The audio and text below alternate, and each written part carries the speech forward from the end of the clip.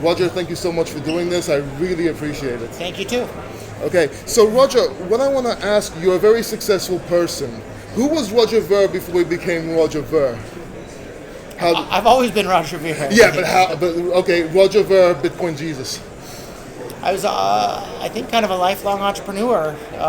My whole life, I've liked buying and selling things. Thankfully, I was never interested in drugs, or I probably would have wound up buying and selling drugs with cryptocurrencies. But even in junior high, for example, I remember some of our teachers were selling candy bars to the students to do fundraising for whatever, and I thought, well, if they can sell candy bars, I can sell candy bars too. So I asked my parents to take me to Costco. And I had, I don't know, maybe $15 I had found over months of searching couch cushions for quarters or whatever, right, and bought some candy bars. They cost about 20 cents each at Costco, and I could sell them for 50 cents each. And so I would carry a shoebox with me to school each day with all the candy bars, and kids would rather deal with other kids than deal with the scary teacher, so all the kids would rather buy candy bars for me. So I sold candy bars every day to the kids at school. And I could make an extra, maybe $40 a week in junior high school. That was huge money as a junior high school kid, right? So, and I was lucky enough to have parents that were willing to drive me to Costco because I wasn't old enough to go myself, but they were encouraging of my entrepreneurial spirit there. And the teachers, they weren't happy that I was selling candy bars, but they were doing the exact same thing, and they didn't feel comfortable saying, "Oh, we're going to do it, but you can't." And it was just candy bars. It wasn't drugs. So, right. So it was a great business when I was in junior high. So you were basically in sales. You got into sales from an early age. Yeah, I guess I had a little bit of a natural instinct for that. But I think part of it, though, too, it was in maybe the last year of junior high, or right. It was before I went to college. I started reading these economics books, and when you read economics books, you realize that any business is, regardless of what that business is it's taking something and moving it from where it's worth less to where it's worth more. So in the case of the candy bars, you're moving candy bars from Costco where they're worth less to the school where they're worth more. But that's not the only thing. Even like a consulting business, if you think about it, you're taking you as a person and you're moving your time from where it's worth less, sitting at home watching TV, to where it's worth more, going and consulting and giving people advice about something. So every business, so regardless of what it is, you're just taking something and moving it from where it's worth less to where it's worth more. And even with Bitcoin, I saw it the same way. We took these Bitcoins early on when they were worth less, and we moved them into a future in which they're worth more because there's all this ecosystem around them that allowed them to be used as money. And so I just kind of saw it as part of the natural progression of taking something from where it's worth less to where it's worth more, and making more economic freedom for the entire world as well. Because when people are allowed to bring things from where they're worth less to where they're worth more, that's how economic prosperity is created. That's all anything is, right, in the economy. Let's make the world a better place, and cryptocurrencies are a great way to do it. So what drove you and what kept you going? What was the driving factor behind all this? All this meaning my involvement in cryptocurrencies? Becoming who you are right now, being the Bitcoin Cash person you are, if you will. So I remember as a kid reading books and studying about the human brain and the ability to learn things. And kind of, they were saying that there's a finite limit to what you can do. And I remember thinking I'm going to cram everything I can right in my brain right up to that limit and go past there because I'm going to prove them wrong. It's like life is what you make of it. If you tell yourself, oh, I can't do this because I'm not good enough at that, and you're going to be right. If you tell yourself you can't do something, you're certainly right. If you tell yourself that you can do something, you might be right, you might be wrong, but at least you gave it a try. If you don't try, you're guaranteed to fail. So I guess the best advice I can give is try. If you don't try, you're never going to succeed. So you have to try in order to accomplish your goals. Very true. Have you had failures in life, and how did you push through them?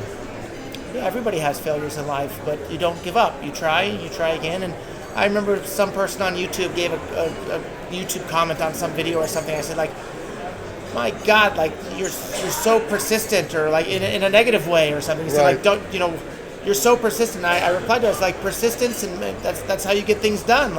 Of course. He said, don't you ever give up? And I said, no, not giving up is how you get things done. So if something's not working, it's okay to try different angles. Or maybe another fun story as to how I got to be who I am. I played a lot of Magic the Gathering when I was younger. I played Magic the Gathering, semi-competitively. I played in the Pro Tour when I was a young man, and playing Magic the Gathering really helps you look at so many different ways to solve a problem. So I think a lot of people say, oh, here's the problem, there's one way to solve it. No, there's a million different ways to solve that problem. And so I think playing Magic the Gathering helped me look at all these different ways to solve problems. So if I think, okay, here's my goal, here's something I want to truly achieve. Maybe I can do it this way, maybe I can do it that way, this way, this way, this way, and like look at all the different ways, maybe try all the different ways, and keep trying different ways until you get to that goal you want to reach. So don't get into this mindset that there's only one way to do something. Right. It's funny, I used to play Dungeons and Dragons. I played that as well and loved it. Yeah, it was great. Okay, so I know you went through some difficult times and some false accusations, I would say. I know you did serve some jail time, some prison time. Yeah. And this was on fireworks, where everybody was doing the same thing at that time. So This was obviously a setup. What do you think that was for? Was it because of your voice? Was it because of a revolution? Why do you think that happened? So for anybody that doesn't know, back in like 1998 to 1999 and 2000, I was selling firecrackers on eBay. And this was pre-9/11. This was back when eBay had a guns and ammo section. You could literally sell like AR-15 assault rifles and ammunition and everything else on eBay. So it wasn't a big deal for me to be selling these. And dozens of other resellers were selling the exact same product. All sorts of websites were selling them. I wound up being the only person in the entire nation to be prosecuted for selling these without a permit. Even though the company I was buying them from had no permit, the manufacturer had no permit. Eventually, all these other businesses were just told to stop selling them, but they weren't fined. They didn't have to do any jail time. I was the only person in the entire world to get in trouble for selling these. And clearly, it was a politically motivated prosecution because I ran for California State Assembly at the same time. I called the ATF and FBI a bunch of jackbooted thugs and murderers in reference to burning to death a bunch of kids in a church in Waco, Texas. For those that are old enough to remember the Branch Davidians in Waco, Texas, yeah, they were religiously a bunch of, kind of nutty on the religious side, but like, that's okay. You're allowed to be a religious nut. Like, burning to death a bunch of kids in a church doesn't solve that problem one bit. So, of course. Anyhow, they got really mad at me for saying those things, and I wound up being the only person prosecuted for that. But if you look around the world, it's not an exception. It's almost a rule. If you're saying things that go against the status quo or the powers that be, they're going to prosecute you. Look at Julian Assange. Look at Edward Snowden. Look at Ross Ulbricht. If you do anything that disrupts the powers that be that want to control people, they're going to come after you. And don't be surprised if they don't come after me again for promoting cryptocurrency so strongly. Hey, Paul here. Let me jump in real quick. If you're getting value so far from watching this video, then please consider subscribing down below and hitting that bell notification button. It will help me and you get to watch more videos like this one. Thank you, and let's jump back into the video. Okay, I'm actually wondering if YouTube will actually let this run. So what does success mean to you? Because a lot of people define success very differently, and this is something important to address. For other people it's money, for other people it may be family, for other people it's making a difference in the world. What does success mean for you? I think success means your own happiness. You have to decide for you what makes you happy. If sitting on the beach every day, sipping martinis makes you happy, figure out how you can make that happen. If working every day to, spread cryptocurrency around the world makes you happy, then do that. And so you need to look inside your own heart and your own mind and figure out what makes you happy, and then figure out how to be able to do those things that make you happy. So it's different for every person. Do you think anybody can become successful in life, financially? Yeah, if they try, but you have to try. If you don't try, you're guaranteed to fail. So you have to try. I guess if there's one piece of advice, is try. Like I can't count how many people I've met that have ideas on how to do this and do that and do this, and they have all the ideas, but they don't even bother to try. If you don't bother to try, you're not going to succeed.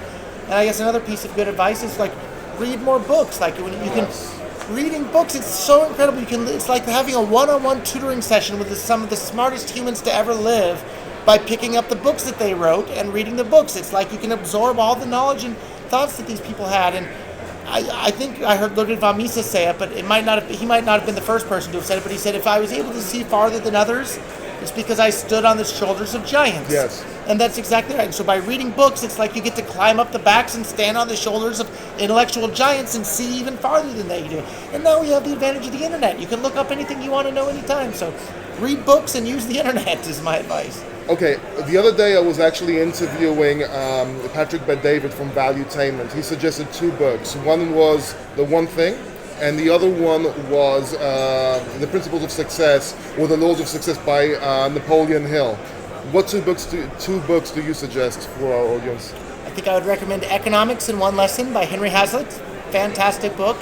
And another one that I'm almost hesitant to even call it a book because it's so short, but The Law by Frederick Bastiat. It's like 65 pages or something like that, and it's more of a long essay than a book, but it will change the way you view the entire world, and you'll see the world more clearly after having read that book. And I think both of those are available free online via PDF forms. So Economics in One Lesson by Henry Hazlitt and The Law by Frederick Bastiat, both fantastic books. I'm going to make sure I'm going to get those books, actually. A lot of people don't study finance. They want to make money, but they don't study economics or finance. I think you should study what you want to get. And if I have to attribute my success in business, in large part it's from my study of economics. So what does it actually take to succeed, other than the books, other than knowledge, other than economics? What do you think is the driving factor of success? You have to try, and you have to try really, really, really hard. Don't get discouraged, don't give up, try. I remember when I was starting my business, my first business, Memory Dealers, as a young man, I worked every single day on it. Like, it was my entire life. And, Friday evening would come around, and I'd get home from work at maybe, 7:30 or 8 p.m., and I'd be there all day. And I'm, early 20s, my friends would come up, hey, Roger, let's go out. And I wanted to see my friends, but I'd tell them, I'm sorry, guys, I'm too tired. And I'd wake up Saturday morning, and I'd work some more. So, that's, if you want to be successful in business, there's no substitute for hard work. So there are sacrifices to be made. But if you like it and you enjoy it, it's not a sacrifice. It's fun for you. True. I liked it. Every morning I was excited. And even today, I don't have to do anything. If I wanted to, I could be sipping a martini on a beach every single day. But I don't want to do that. This is way more fun. Getting up and working to spread more economic freedom to the entire world via the use of cryptocurrencies, that's way more fun than, sipping a martini on a beach somewhere. That's boring. But did you lose friends along the way? Because when I say sacrifice, it could be also friends along the way that are lost. They don't understand, they feel threatened, or a lot of things. Maybe they hold you back. Yeah, I guess I'm not as close with my pre-Bitcoin friends. And now pretty much all of my friends in my social circle are all people that I know from cryptocurrency stuff.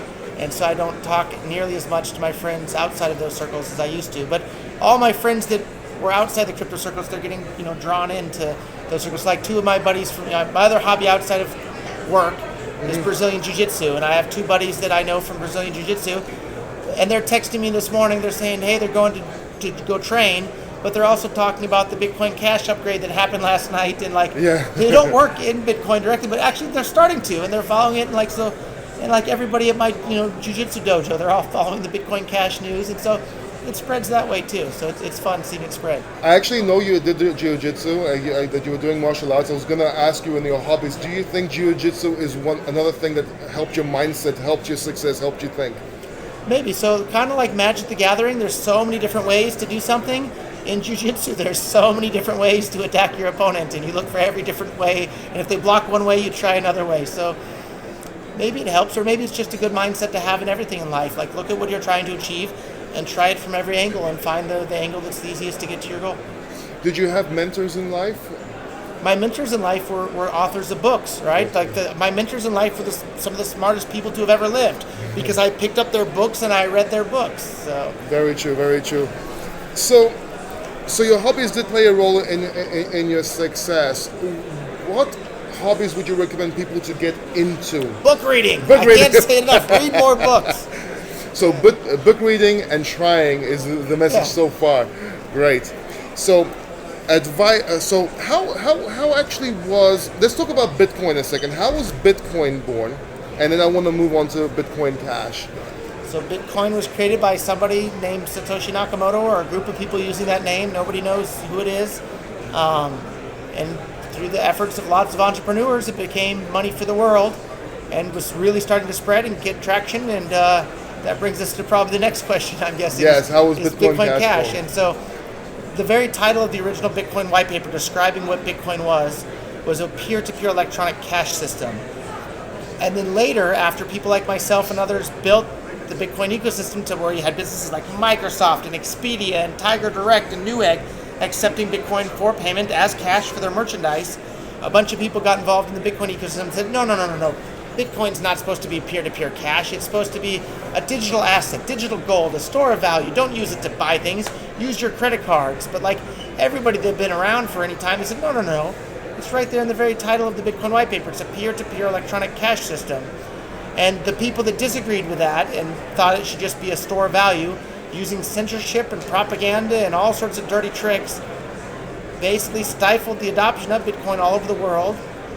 And so the people that saw through that said, screw you guys, Bitcoin Cash is Bitcoin. We're going to keep going on the original roadmap that led to Bitcoin being successful to begin with, and that's Bitcoin Cash. And so if you look at it objectively, I think a very, very strong argument can be made that Bitcoin Cash is Bitcoin. And the thing that everybody's calling Bitcoin today, yeah, they're calling it Bitcoin, but it's not the Bitcoin described in the Bitcoin white paper, and it's not the same economic formula that led Bitcoin to being successful in the first place. That Bitcoin today is Bitcoin Cash, and that's why I'm busy promoting Bitcoin Cash, not because it's Bitcoin, but because it's useful. If something's useful to people, they're going to use it. If it's not useful, they're not. And BTC stopped being useful in commerce, so that's why I'm using Bitcoin Cash. Yeah, you mentioned in your talk that if there was something else that came along that was better, you would definitely get into that and support that. Just like I hope something better than my current iPhone comes along, because I'm going to start using that. Yeah, I haven't upgraded after the 7. I didn't find it. And that's a perfect example of the friction that's involved, because like it's a lot of work to upgrade phones. It's a lot of work to change from one cryptocurrency to another. So it has to be so much better that there's enough motivation for someone to overcome that friction and want to take that step. And so that's something that I learned from my study of economics, is that there's stickiness from moving from one thing to another. And so you have to be so much better than the existing thing that it overcomes that stickiness and that attachment. And that's why we're seeing some pushback, because a lot of these people using BTC, they say, oh, Bitcoin Cash is stealing the Bitcoin name and we don't want to move. That's some stickiness that we have to overcome by being so much significantly better than the current BTC chain. And I think we'll do that, but I can see clearly what's going on, because reading these books by these famous economists, and they're not good because they're famous because they're good. Yes. That's important to understand the distinction of people that are just plain famous, or people that are famous because they're good, or they had like a good deep understanding of something. So like Justin Bieber is famous because he's, I guess, good at music, arguably. Ludwig von Mises is famous because he had a very, very deep understanding of economics. Adam Smith is famous because he had a very deep understanding of economics. Focus on the people that are famous because they were actually good at what they did, not someone that's famous for some stupid reason. So. Exactly. Do you think there's a place for both Bitcoin and Bitcoin Cash? Bitcoin, let's say, as something to accumulate, an investment, and Bitcoin Cash being something to spend, to use every day. Well, there's obviously room for both of them, because both of them have been existing side by side for over a year now. So that's the empirical evidence. And I'd like to point out to people, if the empirical evidence contradicts your preconceived notions or your theories, it's time to reevaluate your theories, right? So, but if you think about it, like, let's say you're living in the U.S., what do most people in the U.S. use as a store of value? Gold. They use They use the U.S. dollar. Yes, Right? you're talking about the 96%. Yes, Yeah, very true. Everybody uses the U.S. dollar because you can spend it anywhere. Some people use gold, but it's a much, much smaller percentage than use the U.S. dollar. And the reason they're all using the U.S. dollar is because you can spend it anywhere. And a small percentage still use gold today, but everybody else is using, or almost everybody's using the U.S. dollar. Course. In Europe, what does everyone use for the store of value? Euro. The euro, because they can spend it anywhere. If Bitcoin Cash becomes spendable anywhere, people are going to wind up using that as a store of value, even though you have all these BTC economically ignorant people saying, no, we're going to be a store of value even though you can't spend it anywhere. Look at the empirical evidence around you. The dollar is used as a store of value because you can spend it anywhere. In Europe, it's the euro because you can spend it anywhere. If Bitcoin Cash becomes spendable anywhere, that's the one that people are going to use as a store of value, not the store of value coin. Question. It could also be something like 2 to 5% of your portfolio in Bitcoin, which would be the equivalent of something like what people should go Like holding some gold, gold, sure. and then the rest would be Bitcoin Cash, since the masses will be using that. Yeah, and I own some gold. I still own some BTC, right? And I'm not here to tell anybody what they should do other than what they think is the most useful in your life. If you think something is useful in your life, use it. If you don't. If you think Bitcoin Cash is useful, by all means use it. If you don't like Bitcoin Cash, don't use it. That's fine. I don't care one bit. It's your life. Your life belongs to you. My life belongs to me. Another question is about the fork that's happening now between Bitcoin and Bitcoin Cash and Bitcoin SV. So it's ABC and SV. A lot of acronyms floating around. Would you like to comment on that? Is there something you would like to say? Yeah, it looks like it's pretty clear. We now have Bitcoin Cash, and it's not even clear if Bitcoin SV the chain will continue at all. But again, it's the same story. If you like something, feel free to use it. If you don't like it, don't use it. It's that simple. So, Yeah. I didn't like the way Craig Wright played the game, to be honest. I'll say it on camera. I don't care, but I don't want to get into it more. I'm not going to argue with you on that front. So what I personally believe, I'll be very honest, when I first saw Bitcoin Cash, I got mad. A lot of people got mad, yeah. But as time went by, I saw you. I saw you on stage. I saw you talking. I saw what you did with promotional material, which I want to show more. And I realized people are not investing in Bitcoin Cash. They're investing in Roger Ver, the voice of Bitcoin Cash, the one that's believing, the one's giving everything. And that's how I knew, and I know, at least I'm on camera saying this, it's not going to fail. Because you are really pushing. It's a passion and something you really believe in. And I can see it right here from t-shirts at this conference, giving them around to people, stickers everywhere. Lapel pins, yeah. Here. Lapel pins, which I have will, a whole pocket full. Which I will wear. More, which I will wear proudly from now on all my suits and anywhere I go. Because I have learned, we have talked before, and I have learned a lot from you. And what I really liked, which this surprise right here, which was a golden ticket under all the seats where people could win what, from anywhere from $1 to $1,000 in Bitcoin Cash. That's one of the best promotions I've ever seen. And it has been done in different ways, but not in the cryptocurrency sphere, not what I've seen so far. Am I correct in this? As far as I know, we're the only ones doing that, yeah. So, and we'll be doing it more and more. So if you see me at a conference, you can... it looks like up to $500. It says on the ticket, so it depends. 500, okay. Sometimes it's 1,000, sometimes it's 500, depending on the event. Apparently. Okay. So we came to this event with kind of short notice, to be honest. But we're going to be doing it more and more. And if you see me at a conference, you better believe it. You're gonna leave the conference owning some Bitcoin Cash. So. First person that comments gets this ticket, by the way. They can scratch it at their house. Okay. Where do you think the Bitcoin industry is going? And by that I mean cryptocurrency industry, Bitcoin Cash, everything. I think if something's useful, more and more people are going to use it. And it's clear, digital currencies are super useful. So many people are starting to use it. So the adoption is just going to get more and more and more. And from an investing standpoint, if you're looking to invest in cryptocurrencies, look for the ones that are actually useful, that people are going to use. And what's the most useful use case? Buying and selling things, of course. So look at the ones that people are going to use as cash. And that's why I'm so bullish on Bitcoin Cash. And where do you think our attention should be focused? What problems can be solved in your own life? Right? So look in your own life, what problems can you solve with cryptocurrencies? And if there's a cryptocurrency that can solve those problems, that's the cryptocurrency for you. And that's one of the other reasons I love Bitcoin Cash. You can save 30% on Amazon using it on purse.io. That means a $100 item now costs $70 worth of Bitcoin Cash. That's a big deal. And in fact, here's an entrepreneurial idea, right? You can buy things on Amazon for a 30% discount and then turn around and sell it on, eBay or Craigslist for 5 or 10% less than Amazon, which still most people are going to get excited about. So, and people are doing that right now using Bitcoin Cash. Purse.io is the website to do that. Sorry, say it again? Purse.io. Purse.io, so we can check that out. Yeah. You just answered the next question, why Bitcoin Cash will succeed. I want to ask you something. Do you have any morning rituals that you do, like every morning when you get up?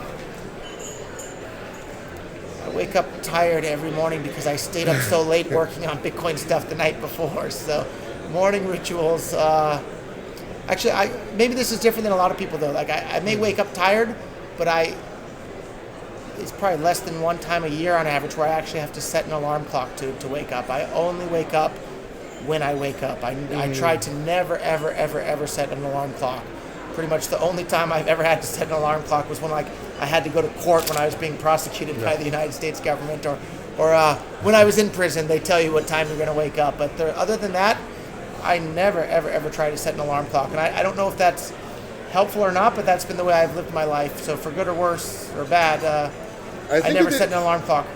I think it depends on your lifestyle and what's good for you. A lot of people say you have to wake up at 5, you have to wake up at 6. Other people, it really depends.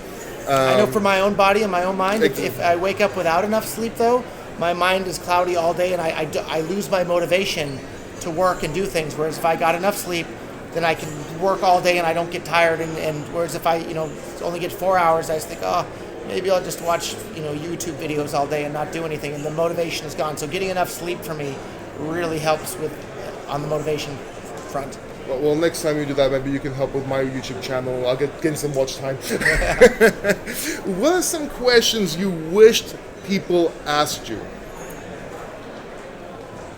because a lot of times people ask questions. I'm asking questions on success mindset, on Bitcoin Cash. What would you wish people asked you? You're the first person to have ever asked me, what do I wish people would ask me? I think I just kind of wish people would take responsibility for their own lives and figure out what they want to do for themselves. It's not my job to tell other people what to do. You know, everybody watching this video, your life belongs to you. My life belongs to me. So decide what you like out of life and go for it. And as long as you're not using force or fraud against anybody else, you should be allowed to do it. Another book I like, Anything That's Peaceful by Leonard Reed. It's not a very famous book or anything. He wrote it maybe in the 40s or something like that, but to sum up the book, anybody should be allowed to do anything that's peaceful. Think about how much easier and simpler and better the world would be if you could do whatever the heck you wanted as long as it's peaceful. I'm a big fan of that philosophy.